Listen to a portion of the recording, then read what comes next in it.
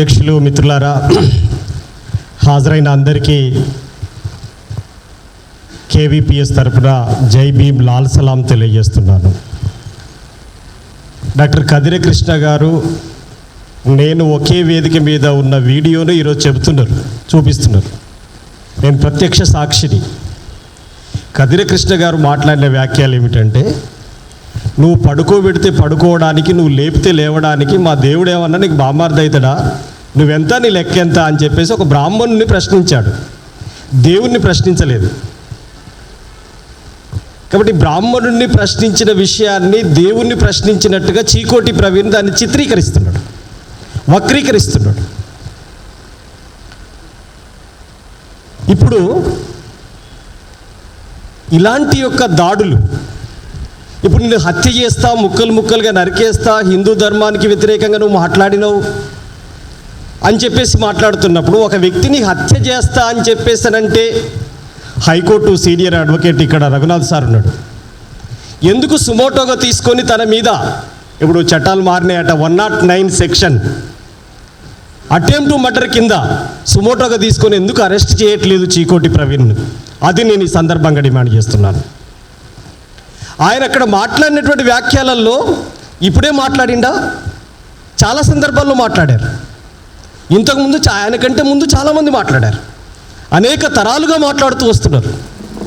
గౌతమ బుద్ధుడు ప్రశ్నించాడు, జైనులు ప్రశ్నించారు, లోకాయుతులు ప్రశ్నించారు, చార్వాకులు ప్రశ్నించారు, మహాత్మా జ్యోతిబా పూలే ప్రశ్నించాడు, డాక్టర్ బాబాసాహెబ్ అంబేద్కర్ ప్రశ్నించారు. ఇంకా సీరియస్గా చాలా రాడికల్గా ప్రశ్నించిండు పెరియార్ రామస్వామి నాయకర్.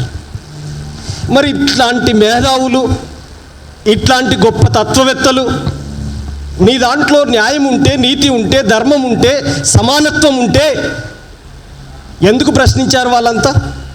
మెజారిటీ ప్రజల్ని, నువ్వు చెబుతున్న హిందూ ధర్మం అంటే అది బ్రాహ్మణ ధర్మం, బహుజనులందరికీ వ్యతిరేకమైనటువంటి ధర్మం అది. మనమంతా హిందువులం, గంగాజల బిందువులం, బంధువులం అని చెప్పేసి నువ్వు రాస్తుంటావే, వీళ్ళందరూ బంధువులే అయినప్పుడు, డాక్టర్ బాబాసాహెబ్ అంబేద్కర్ ఒకటే అంటాడు, భారతదేశంలో బంధువులు ఎవరైతారు, కంచం పొత్తు మంచం పొత్తున్నవాడే బంధువు అవుతాడు. భారతదేశంలో కంచం పొత్తు మంచం పొత్తున్నవాడే బంధువు అవుతాడు. ఒక రెడ్డి కులంలో పుట్టినటువంటి అమ్మాయిని దళితుడు పెళ్లి చేసుకుంటే హత్య చేసేటువంటిది ఏ ధర్మం అవుతుంది? ఇవే ప్రశ్నించింది. సనాతన ధర్మం పేరిట భర్త చనిపోతే బతికున్న భార్యను తీసుకుపోయి చితిలో కాలబెట్టి మంట పెట్టేటువంటి ధర్మం ఏ ధర్మం అవుతుంది? ఎవరి ధర్మం అది? ఇలాంటి ప్రశ్నించడం నేరమా? ఈ దేశానికి వలస వచ్చిన బ్రిటిష్ వాడు ఆ చట్టాన్ని రద్దు చేసిండు, సనాతన ధర్మాన్ని రద్దు చేసేసిండు. అందుకని ప్రశ్నించడం నేరం అని చెప్తున్నారు. ప్రశ్నించాలి అని భారత రాజ్యాంగం చెబుతున్నది. ఆర్టికల్ 19 చాలా స్పష్టంగా భావ ప్రకటన స్వేచ్ఛను వ్యక్తం చేయమని చెబుతున్నది.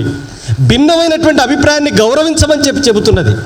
ఎప్పుడైనా ఎవరైనా ఒక భావం ఘర్షణ పడుతుందంటే ఆ భావానికి నువ్వే వాదానికి సంవాదం చేయి. ఇది తప్పైతే కదిరి కృష్ణ గారు మాట్లాడిన సుప్రభాతంలో తప్పుంటే ఇగో గిది రైటు అని చెప్పట్లేరు వాళ్ళు. ఈయనది తప్పు అంటే నేను ఇగో గిది చెప్తున్నా, ఇది రైటు, కదిరి కృష్ణ మాట్లాడిన తప్పని ఇప్పుడు మేము ఇక్కడ 200 మందితో సభ పెడితే నువ్వు 5,000 మందితో సభ పెట్టి చెప్పు, కదిరి కృష్ణ మాట్లాడింది తప్పని నువ్వు చెప్పు. అట్లా చెప్పకుండా నువ్వు మాట్లాడినావు, నిన్ను చంపేస్తా. ఎక్కడిది ధైర్యం? ఎందుకు వస్తుంది ధైర్యం? అధికార అహంకారం దీని వెనకాల ఉంది.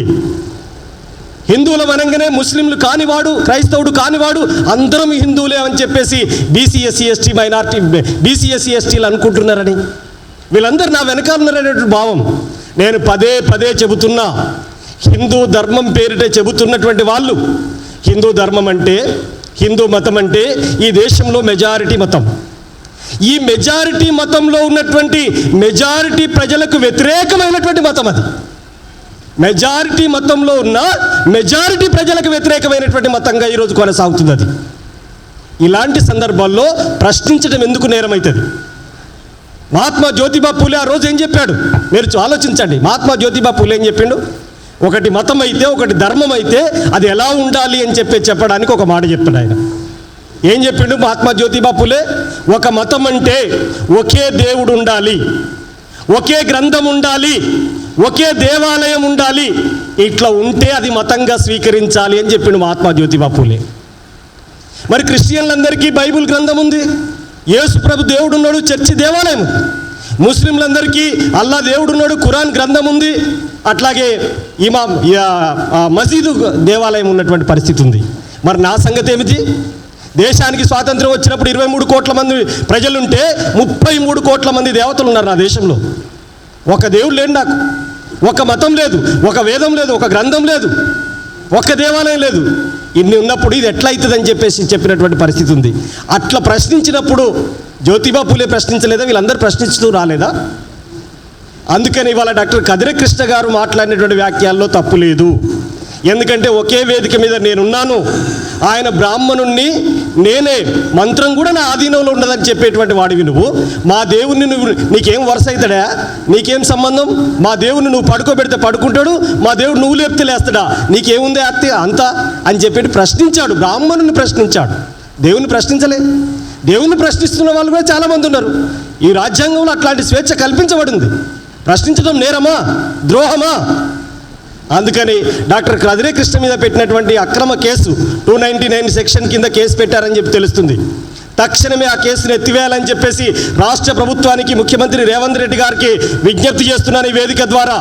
ఇమ్మీడియట్లీ 109 సెక్షన్ ప్రకారంగా తక్షణమే హైకోర్టు సుమోటోగా తీసుకొని ఇమ్మీడియట్లీ అరెస్ట్ చేయాలి చీకోటి ప్రవీణ్ అని చెప్పేసి ఈ వేదిక ద్వారా తెలియజేస్తూ, ఈ కార్యక్రమం రాబోయేటువంటి రోజులలో తీసుకునేటువంటి ప్రతి కార్యాచరణలో కుల వివక్ష వ్యతిరేక పోరాట సంఘం సంపూర్ణ మద్దతు తెలియజేస్తుంది. ఇట్లాంటి మేధావుల్ని అందరినీ రక్షించుకునేటువంటి క్రమంలో మీకు అండదండగా ఉంటుందని చెప్పేసి తెలియజేస్తూ, నాకు ఈ అవకాశం ఇచ్చినందుకు మరొకసారి మీ అందరికీ జై భీమ్, లాల్ సలాం తెలియజేస్తూ ముగిస్తున్నాను.